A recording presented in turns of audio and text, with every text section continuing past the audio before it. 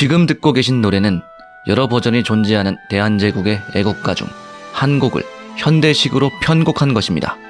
대한제국의 애국가는 제국의 멸망 이후 금지곡이 된 탓에 나라 밖에서 입에서 입으로만 전해져 가사의 변형이 이루어졌고 덕분에 여러 버전으로 남게 되었습니다. 그중 이 곡은 1995년에 국가보훈처에서 일본 외무성으로부터 입수한 것으로서 만주 간도의 한 독립군 학교의 음악교재에 수록된 버전입니다. 일반적으로 대한제국 애국가라 불리는 노래죠. 이 노래도 마찬가지로 원곡과는 좀 달라진 부분이 있습니다. 반주 자체는 원곡과 거의 같지만 가사가 좀 달라졌는데요. 원곡에 상제는 우리 황제를 도우소서 부분이 상제는 우리 대한을 도우소서로 달라져 있고 성수무강 대신 독립부강이란 표현을 쓰며 해옥주를 산같이 쌓으시고를 태극기를 빛나게 하옵시고로 바꾸어 쓰고 있습니다. 그런데 이 가사들을 곰곰이 살펴보면 어떤 특징을 발견할 수 있습니다. 원곡에서 황제, 성수무강, 해옥주 등 황제와 관련된 낱말들이 독립군 버전에서는 대한, 독립부강, 태극기 등 국가와 관련된 낱말들로 바뀌어 있는 것이 바로 그것이죠. 이 노래의 가사가 고쳐질 당시 제국은 이미 멸망한 뒤였습니다. 황제도 사라졌고 대한도 사라졌죠. 그러나 노래는 분명 과거를 기억하고 있었습니다. 그런데 그 과거는 선택적으로 기억되고 있었습니다. 독립운동가들은 자신들의 황제는 잊었을지언정 자신들의 나라 이름이었던 대한은 기억하고 있던 것입니다. 물론 이 이름은 본래 황제의 소유물이었죠. 그렇기 때문에 대한제국이었던 것입니다. 그러나 독립운동가들은 제국의 무너진 성벽에서 이 이름을 찾아내어 모두의 것으로 만들고자 했습니다. 그것이 대한민국입니다. 1919년 4월 10일 상하이 프랑스 조개지 밤 10시 김신부로의 한 셋집에서는 어떤 모임이 개최되고 있었습니다. 이 모임의 이름은 임시의정원. 국내와 해외 각지에서부터 찾아온 29인의 독립운동가들이 한 자리에 모인 것입니다. 한 달 전 3.1운동에서 한국인들은 누구보다도 절실한 독립의 의지를 세계 만방에 알렸고 이러한 한국인들의 의지를 확인한 한국의 독립운동가들은 제대로 된 독립운동의 형태를 갖추기 위해 이곳 자유의 도시 상하이에 모였습니다. 그리고 이곳에서 독립운동가들이 논의를 시작하면서 꺼내든 첫 화두는 바로 건국이었습니다. 새로운 국가의 건설, 이것은 독립운동의 최종적인 목표입니다. 독립이라고 하는 것은 외국에 의한 지배를 해소하는 것, 즉 해방만을 의미하지 않습니다. 해방에서 한 걸음 더 나아가 말 그대로 어떤 외부의 도움도 없이 홀로 서기가 가능해진 상태를 의미하죠. 실제로 해방만으로는 진정한 독립을 구할 수 없습니다. 가령 전혀 예상치 못한 상황에서 해방이 이루어질 경우 국론이 단일화되지 못함으로 인해 내전이 발생할 가능성, 이건 실제로 있었던 일이죠. 또는 정치적으로나 경제적으로 일본의 실질적인 지배가 여전히 지속될 가능성이 있고 혹은 과거 왕조 시대의 과오를 반복할 가능성도 있습니다. 이것은 이미 지난 20세기에 독립한 신생국들의 처참한 현실이 증명하고 있습니다. 따라서 독립운동가들은 해방 이후의 무주공산에 세울 새로운 체제, 즉 국가를 임시적으로라도 미리 건설해야 할 필요성을 느끼고 있었습니다.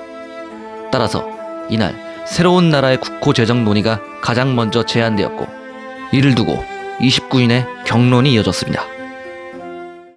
당시 독립운동가들 중에는 오늘날 대한세대라 불리는 사람들이 있었습니다. 이들은 대한제국이 출범하고 나서 13년간 대한의 이름을 듣고 말하던 세대였습니다. 물론 대한제국은 공식적으로 황제의 소유물이었지만 이것이 국가의 이름이 되었고 보통 사람들도 쉽게 부르는 이름이 된 이상 대한제국은 더 이상 한 사람만의 것일 수는 없었습니다. 이 대한제국의 시대에 사람들은 매일 당대의 최대 일간지 대한매일신보를 읽었고 대한자강회, 그 뒤를 이은 대한협회 등의 이름을 가진 애국단체들에서 활동하였으며 일본으로 유학을 나가서는 대한의 이름으로 학회를 발족했습니다. 지극히 짧은 시대였지만 신문물, 달라진 거리 풍경, 근대화의 시작, 대한제국의 시대는 우리나라 5천년 역사 중 가장 새로운 시대였습니다. 아마 이 시대를 겪었던 사람들에게 대한이란 이름은 강렬한 추억으로 남아있었을 것입니다. 이들은 대한이야말로 독립 이후 우리의 국호가 되어야 함을 강력하게 주장하고 있었습니다. 그러나 이들은 단순히 좋은 추억이었다는 이유만으로 대한을 국호로 정한 것은 아니었습니다. 이들에게는 타당한 이유가 있었습니다. 대한, 이 이름은 조선이란 이름의 한계를 극복하기 위하여 고안된 이름입니다. 고종이 손수 지은 이름이기도 하죠. 그런데 극복이라니, 500년 가까이 사람들이 불러온 이름 조선, 무슨 문제라도 있었던 걸까요?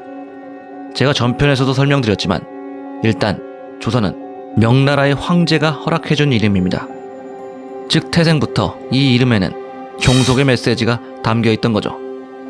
그러나 대한은 그렇지 않습니다. 대한이란 이름은 사만에서 유래합니다. 사만은 세계의 한, 즉 고구려 백제 신라를 통틀어 부르는 이름이죠. 이렇게 그 뜻에서도 알 수 있듯이 이 이름은 오래전부터 쓰이던 우리나라의 별명으로서 국내에서도 자주 쓰였고 중국, 일본 등의 외국에서도 폭넓게 쓰이던 자연 발생형의 고유명사였습니다.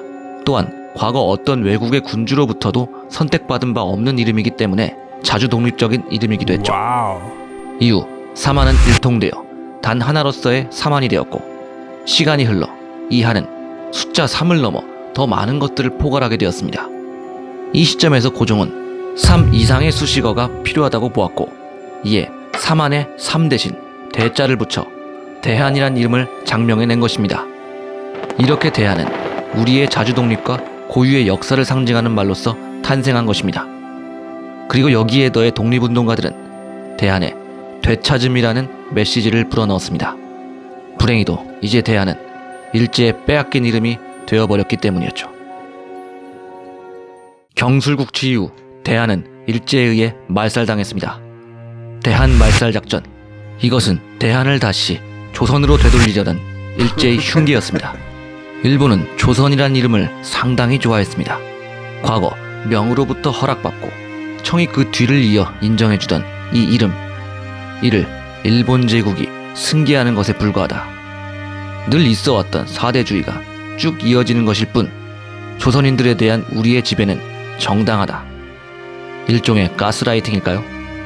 조선이란 이름은 일본에게 있어 지배를 위한 아주 좋은 구실이 되었습니다.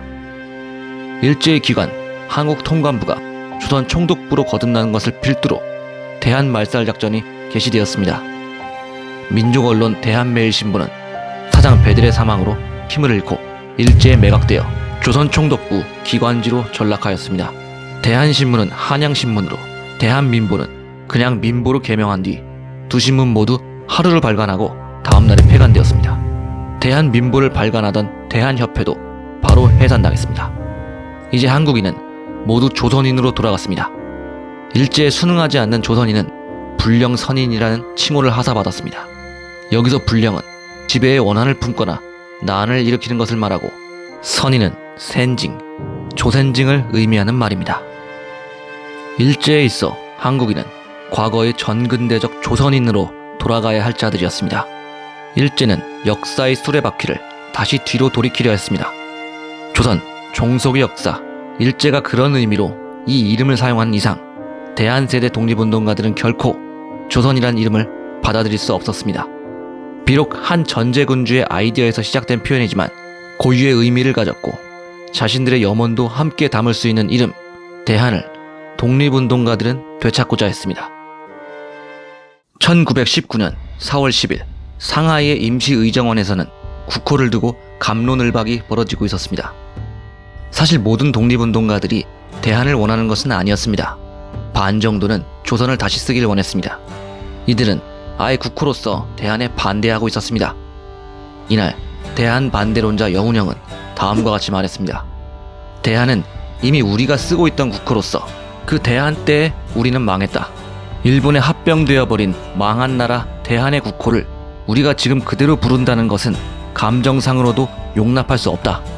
당시 상당수의 독립운동가들은 고종 일가에 대해 분노를 품고 있었습니다. 대한제국이 어떤 나라입니까? 이름만 제국이고 사실상은 무력한 약소국에 불과한 나라였습니다. 대한을 반대하는 사람들의 대다수는 무능한 군주 고종이 잘못된 정치를 하다가 외세에게 빼앗겨버린 나라가 바로 대한제국이라고 생각하고 있던 것이었죠. 그러나 그러한 와중에 찬성론자 측에서도 의미심장한 발언이 나왔습니다. 발언자는 한 청년, 그의 이름은 우창 신서구. 우창은 다음과 같이 대답했습니다. 대안으로 망했으니 대안으로 흥하자. 짧지만 단순 명쾌한 한마디였습니다. 그리고 놀랍게도 이 한마디는 임시의정원 사람들 마음속 심금을 울린 듯 했습니다. 아마 사람들은 제멋대로 망해버린 대한제국은 미웠어도 대한 그리고 한국이란 이름은 밉지 않았었나 봅니다. 다시 한번 이 이름에 걸어보고 싶었던 사람들이 많았던 덕분이었을까요? 임시의정원 대다수의 찬성으로 새 나라의 이름은 대한민국으로 결정되었고 다음날 1919년 4월 11일 대한민국 임시정부가 출범하였습니다. 이것이 오늘날 대한민국의 시작인 것입니다. 대한제국에서 대한민국으로 독립운동가들은 대한제국의 대한을 계승하기로 결정하였습니다. 그러나 제국, 이 말은 더는 계승할 수가 없었습니다.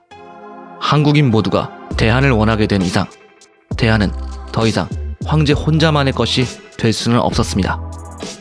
한국 역사상 최후의 전제군주 고종, 가장 마지막으로 이 땅 전체를 단독으로 지배했던 사람, 그의 사망 이후 이 땅에는 더 이상 새로운 전제군주가 들어설 자리는 없었습니다.